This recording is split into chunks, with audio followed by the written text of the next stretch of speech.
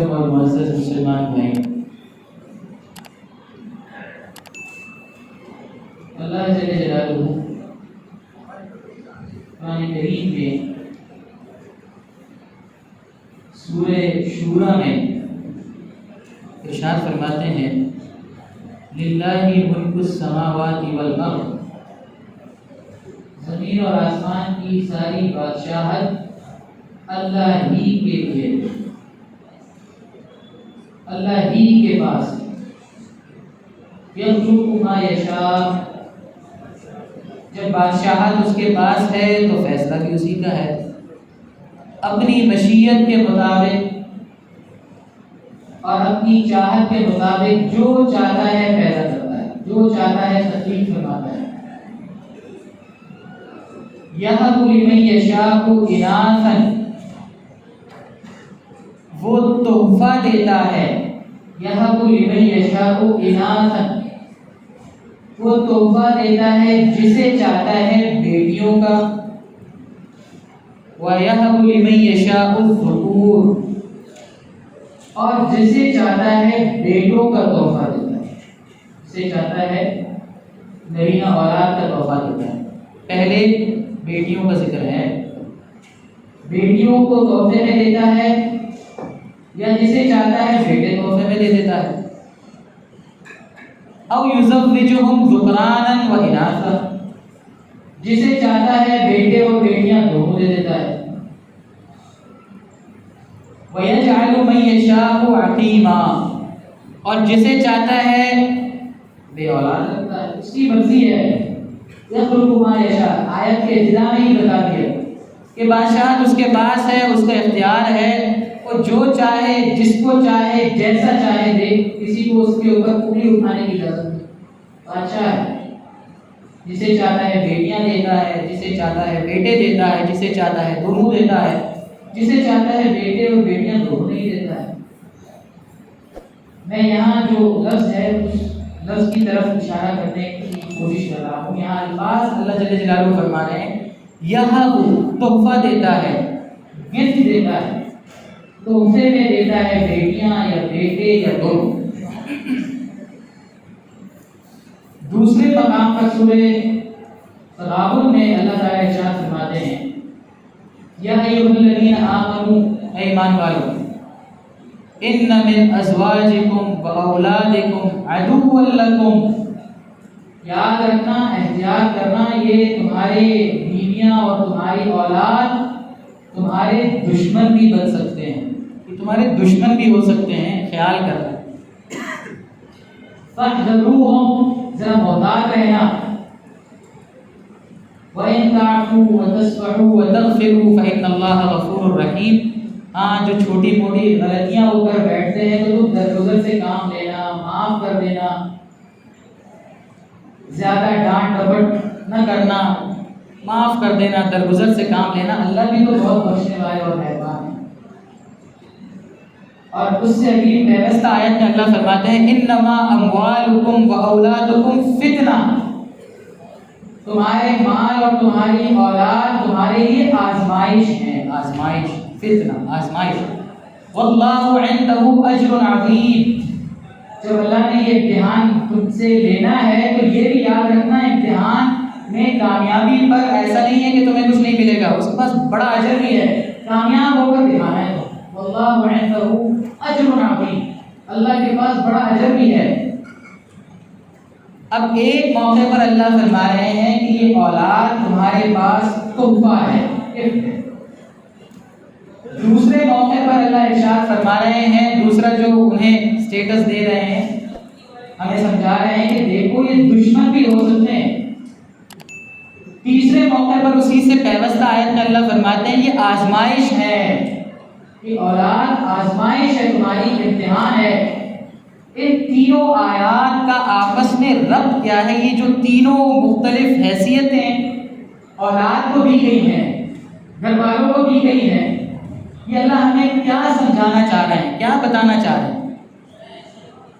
مفسرین نے، علماء نے لکھا ہے کہ پہلی آیت میں اللہ ارشاد فرمایا، جہاں نعمت فرمایا، جہاں تحفہ فرمایا، وہ یہ اللہ بتانا چاہ رہے ہیں کہ یہ تحفہ ہے، نعمت ہے، اللہ کی طرف سے ملنے والی نعمت ہے، اس تحفے کا ذرا خیال رکھنا۔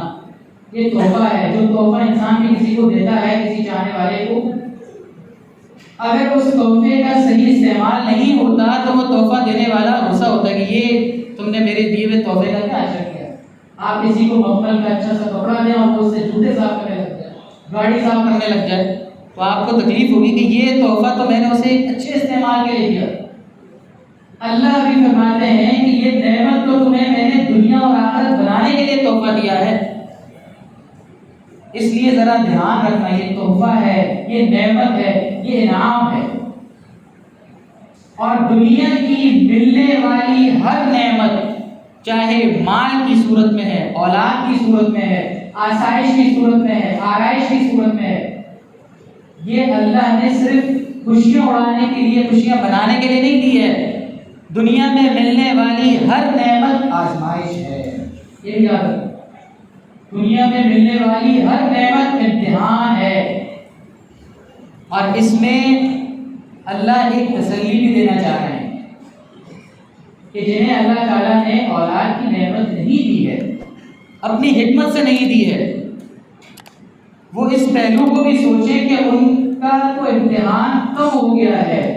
یقیناً یہ نعمت سے محرومی کا انسان کو احساس بھی ہوتا ہے، تکلیف بھی ہوتی ہے، غم بھی ہوتا ہے، لیکن وہ یہ سمجھیں کہ اللہ نے انہیں امتحان کے ایک پرچے سے استثناء دے دیا، ایگزمپٹ کر دیا، ایک پرچہ انہیں پہلے سے ہی کامیاب کر دیا۔ یہ تسلی ہوگی، اس لیے کہ جن کے پاس یہ نعمت اور تحفہ ہے، یہ ان کے لیے بڑی آزمائش بھی ہے۔ انما اموالکم واولادکم فتنہ، یہ آزمائش ہے، امتحان ہے، دیکھنا یہ ہے کہ کون کامیاب ہوتا ہے اور کون ناکام۔ اور پھر اس سے پیوستہ تیسری آیت سے جڑتی اس طرح کہ اگر تم اس آزمائش میں پورے نہیں اترتے جو ہم نے اولاد کی نعمت دے کر تمہیں آزمایا ہے۔ آزمائش کیا ہے؟ اولاد کی نعمت کی صورت میں کہ تم اولاد کا تعلق اللہ سے جوڑتے ہو یا دنیا سے جوڑتے ہو، یہ تمہاری آزمائش ہے۔ اولاد کو دیندار، ایماندار، اخلاق والا بناتے ہو تو کامیابی ہے، آزمائش میں پورے اتر گئے، واللہ عنده اجر عظیم، اللہ کے یہاں بڑا اجر ہے۔ اور اگر خدا نہ خواستہ تم نے انہیں دنیا کے حوالے کر دیا، ساری زندگی 2 × 2 4 ہی سکھایا ہے، یا 2 × 2 5 سکھایا ہے کہ 2 × 2 5 لانے ہیں تمہیں، ساری زندگی دنیا کا بنایا ہے، اس کے اخلاق کی فکر نہیں کی ہے، اس کے کردار کی فکر نہیں کی ہے، تو پھر یاد رکھنا کہ یہ تمہارے دشمن ہوں گے۔ یا ایھا الذین آمنوا ان من ازواجکم واولادکم عدوا لکم، یہ تمہارے دشمن بنیں گے، دشمن۔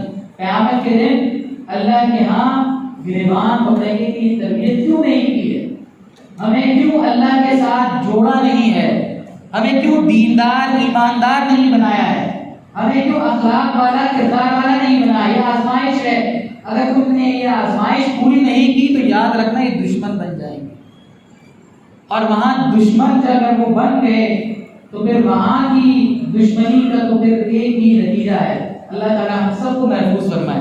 یہ اولاد ہمارے لیے وہاں دوست بنے۔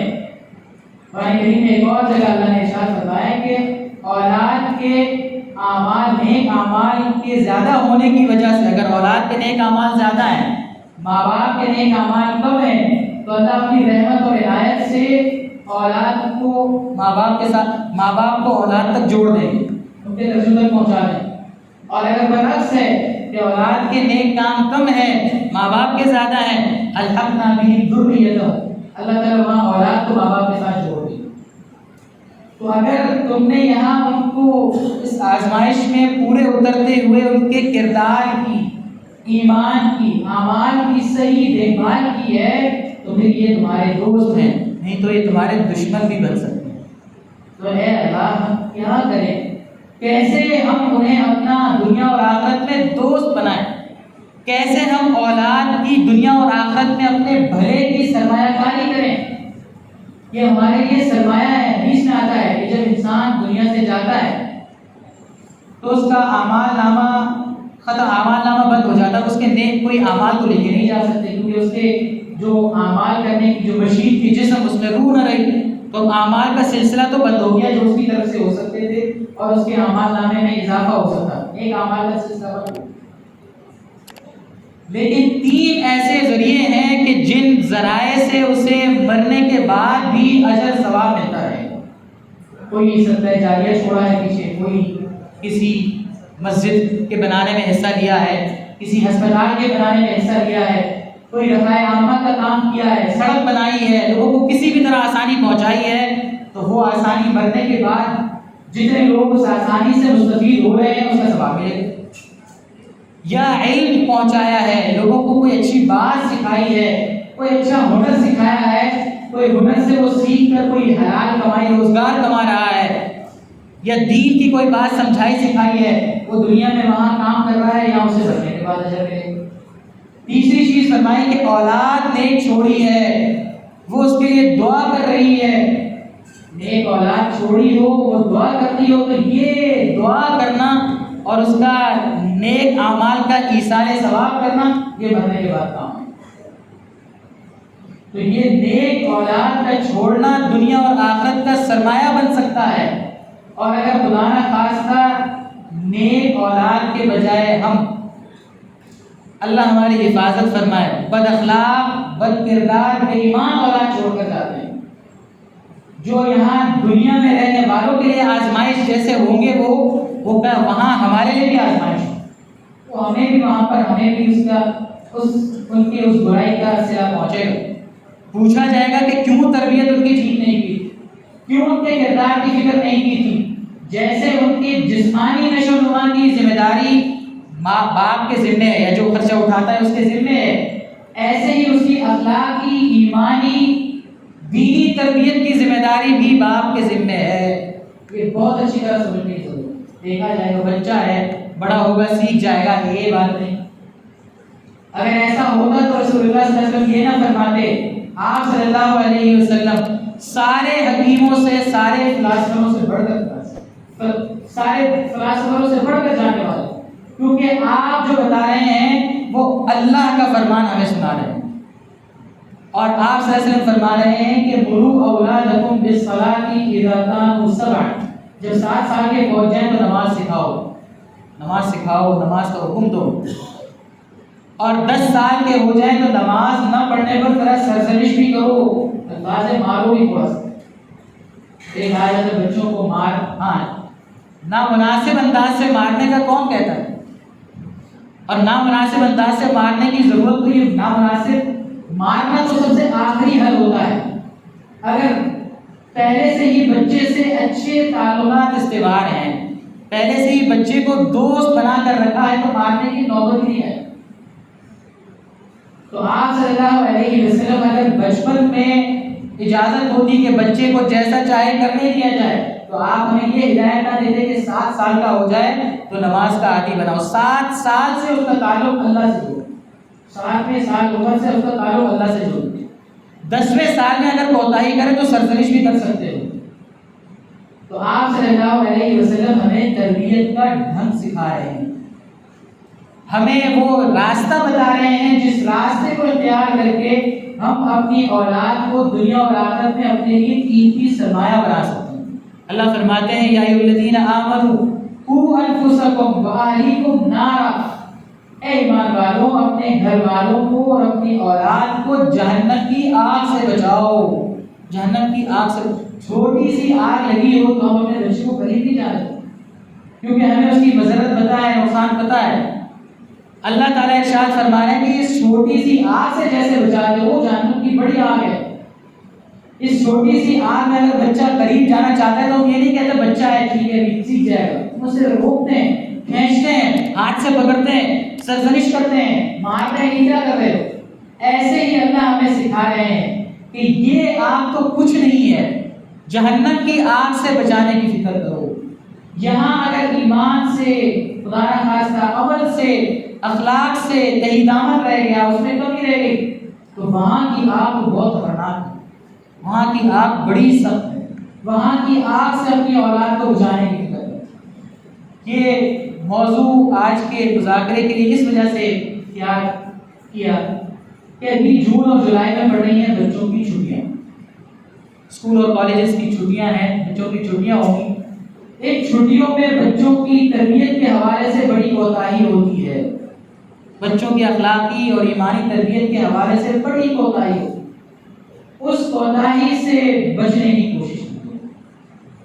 سب سے پہلے تو والدین اس بات کا پہلے سے مشاورت سے اہتمام کریں، پورا بچوں کے لیے نظام الاوقات اپنے طور پر بنائیں، ٹائم ٹیبل بنائیں کہ اس نے چھٹیوں میں کیا کرنا ہے اور کیا نہیں کرنا، کیسے اس کا وقت کارآمد بنے۔ بچوں کو چھٹیوں میں جو ہوم ورک دیا جاتا ہے وہ اسی وجہ سے دیا جاتا ہے کہ اس کا رشتہ تعلیم سے جڑا رہے، اس کا رشتہ جو کچھ اس نے پڑھا ہے وہ اس کے ساتھ جڑا رہے۔ ایسے ہی ان 2 مہینوں کی چھٹیوں میں ہم نے اس کا تعلق اللہ سے بھی جڑے رہنے دینا، اللہ سے بھی اس کا تعلق جڑے رہنے دینا ہے۔ پہلے سے والدین مشاورت سے نظام الاوقات بنائیں۔ چھٹیوں میں عام طور پر بچوں کو کھیل کود میں اجازت رخصت دی جاتی ہے، ٹھیک ہے کھیل کود رہا ہے، ٹھیک ہے اس سے موقع ہے، فرصت ہے، اسے کھیلنے دیا جائے۔ لیکن چھٹیوں میں بھی ویسے تو یہ تربیت 24 ساعت کی ذمہ داری ہے، 24 گھنٹے اور 7 دن والدین کی ذمہ داری ہے، یہ فل ٹائم جاب ہے، مرتے دم تک جاب ہے، مرتے دم تک بچوں کی تربیت والدین کے ذمہ واجب ہے۔ ضروری ہے ان کا خیال رکھنا، ان کی دیکھ بھال کرنا، ان کے ایمان کی، عمل کی، اخلاق کی فکر کرنا۔ لیکن یہ جو خاص 2 مہینے ہیں ان میں فرصت ہوتی ہے، ان میں بچوں کے دوستوں کے ساتھ جن کے ساتھ وہ وقت گزار رہے ہیں خصوصی خیال کیا جائے کہ ان کے ساتھ وقت گزر رہا ہے۔ بعض گھروں میں بچے ننیال چلے جاتے ہیں، چاچا تایا کے ہاں چلے جاتے ہیں، وہاں بھی ذرا دیکھ بھال کی جائے، احتیاط کی جائے۔ اگر وہاں ماحول خدا خاصہ ٹھیک نہیں ہے تو اس میں احتیاط برتی جائے کہ بچے اگر وہاں کے ساتھ گھلتے ملتے ہیں تو وہاں بری عادتیں نہ رہیں، بری عادتیں لے کر نہ آئیں۔ بات تھوڑی سی لمبی ہو گئی لیکن مجھے 1-2 منٹ بعد مکمل کر دیجیے۔ بہت سے مساجد اور مدارس میں، بہت سے مساجد میں عام طور پر سمر کورسز کا اہتمام ہوتا ہے، 20 دن کا، 25 دن کا، 40 دن کا، کہیں پر ہے نہیں 35 دن کا ہے۔ تو وہاں پر جہاں آپ کا دل مطمئن ہے وہاں پر بچوں کے لیے، جو چھوٹے بچوں کے لیے یا نوجوان بچوں کے لیے، نوجوان جو عمر کے ہیں، بڑی عمر کے ان کے لیے کورسز ہیں، سمر کورسز، اس میں بچوں کو جوڑنے کی کوشش کیجیے۔ بچوں کو عام طور پر پڑھائی جب ہو رہی ہوتی ہے تو اس میں قرآن کریم میں اگر کوتاہی کر لیتا ہے وہ، یا نماز میں کوتاہی کرتا ہے، اس میں بھی نہیں کرنی چاہیے، اس میں بھی کوتاہی کرنے نہیں دینی چاہیے۔ نماز اور قرآن اور دین سے اس کو جوڑنا ہماری اولین ذمہ داری ہے۔ لیکن اگر پڑھائی کی وجہ سے کوئی کوتاہی ہو جاتی ہے اس میں، تو یہ 2 مہینے میرے اور آپ کے پاس ہیں، ہم ان 2 مہینوں میں بچوں کو نماز کا عادی بنائیں، قرآن کریم کا عادی، اور یہ پہلے مجھے خود عادی بننا ہوگا، پہلے مجھے خود عادی بننا ہوگا تب میں انہیں عادی بنا سکتا۔ اور ایک آخری بات، بچوں کو اسکرین کا عادی نہ بننے دیں، بچوں کو موبائل اسکرین کا عادی نہ بننے دیں۔ 4 دوست بیٹھے ہوتے ہیں اور موبائل میں 5ویں دوست سے بات کر رہے ہوتے ہیں جو اسکرین کے پیچھے ہے، یہ 5ویں دوست سے محبت نہیں ہے، یہ اسکرین سے محبت ہے۔ یہ 5واں دوست اگر ساتھ بیٹھا ہوا ہوگا تو ہم 6ٹھے دوست سے پیچھے اسکرین کے پیچھے بات کر رہے ہیں، یہ اسکرین سے محبت ہے۔ یہ محبت خود بھی چھوڑنی ہے اور بچوں کو بھی چھوڑنا ہے، بچوں سے اسکرین کی محبت چھڑوائیں۔ ہاں اگر فوری طور پر مکمل چھڑوانا ناممکن ہے، مشکل ہے، تو آہستہ آہستہ کر کے انہیں چھڑوائیں، یا اگر کچھ دکھانا ہے، کچھ اسے سمجھانے کے لیے کچھ دکھایا جاتا ہے، یا آج کے زمانے میں اس کو ٹیکنالوجی سے روشناس کروانے کے لیے، یہ چیزیں سکھانے کے لیے کچھ دکھایا جاتا ہے، تو کڑی نگرانی رکھ کر دکھایا سکھایا جائے، کڑی نگرانی رکھی جائے اور اسے یہ بات باور کروائی جائے کہ بھائی نگرانی ہوگی۔ بچوں کے ذہنوں میں یہ خیال پیدا کیا جا رہا ہے ہمارے اس اداروں میں کہ کچھ آپ کے چیزیں پرائیویسی کی ہیں، اس میں والدین کچھ نہیں کہہ سکتے، انہیں یہ بات باور کروائی جائے کہ میں تمہاری ہر چیز کی نگرانی کروں گا اور کر سکتا ہوں۔ یہ باتیں اللہ تعالیٰ کہنے سننے سے زیادہ عمل کرنے والا بنائیں، اور ہماری اولاد کو ہمارا دنیا اور آخرت میں ان کی اثاثہ بنائیں۔ وہ بہت سے علماء نے بڑی اچھی اچھی کتابیں لکھی ہیں، رسالی ماں کے نام سے کتاب ہے، رسالی باپ کے نام سے کتاب ہے، وہ کتابیں پڑھیں ہم، اور اس میں جو تربیت کے حوالے سے ہدایات ہوتی ہیں اس پر عمل کرنے کی کوشش کریں. اللہ تعالیٰ